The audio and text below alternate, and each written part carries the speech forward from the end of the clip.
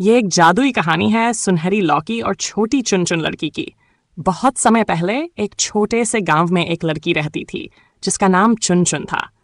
चुनचुन बहुत ही प्यारी और साहसी थी। उसके पास एक बगीचा था जहां हर तरह की सब्जियां उगती थीं। एक दिन चुनचुन ने एक सुनहरी लौकी का पौधा देखा जो अचानक उसके बगीचे में उगाया था। ये लौकी और किसी अन्य लौकी से बिल्कुल अलग थी। ये चमचमाती और सुनहरी थी। चुनचुन ने सोचा कि अगर वह इस लौकी को बड़े ध्यान से उगाएगी तो कुछ अद्भुत हो सकता है। वह हर दिन उसे पानी देती और उसके पास बैठकर कहानियां सुनाती। धीरे धीरे लौकी बड़ी होती गई और एक दिन जब वह पूरी तरह से तैयार हो गई तो चमकने लगी। उस रात जब सब सो रहे थे, चुनचुन ने सपना देखा कि वह लौकी एक जादुई द्वार है।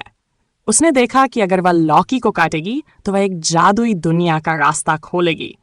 जब वह सुबह उठी तो उसे यकीन नहीं हुआ कि सपना सच होगा या नहीं, लेकिन उसने साहस जुटाया और लौकी को हल्के से काटा।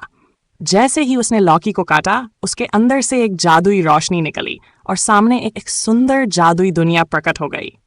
उस दुनिया में सब कुछ अद्भुत था। बोलने वाले जानवर, चॉकलेट के पेड़ और उड़ने वाले फूल। चुनचुन ने वहां कई अद्भुत दोस्त बनाए और नए अनुभवों से भरी हुई वापस आई।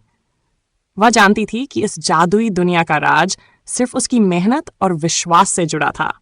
जब भी वह उस दुनिया चाहती थी, वह सिर्फ अपनी सुनहरी लौकी के पास जाती और जादू फिर से जीवित हो जाता।